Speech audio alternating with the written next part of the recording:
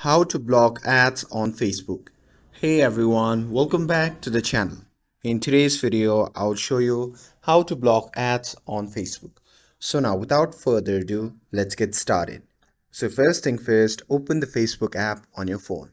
And here, once you are inside the Facebook app, simply tap on the three dash icon shown in the top right corner of the screen. And from here, simply tap on the gear icon shown in the top right corner of the screen.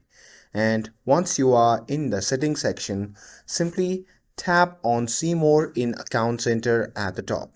And from here, simply scroll down and tap on add preferences. And now here we will do two things. Number one is to block specific advertisers. So just tap on advertisers you saw from ads and then hit see all. And if there is advertiser you are not interested in, you just need to tap on it and choose hide ads. And number two is manage your ad profile. So from here simply go back and scroll up and tap on manage info, and then here choose categories used to reach you, and under categories associated with you just tap remove next to any category that you don't want Meta using to target ads.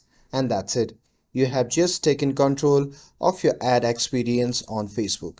And with this, if you found this video helpful, then don't forget to like, share and subscribe to get updated for more videos. Thanks for watching, and I'll see you in the next video.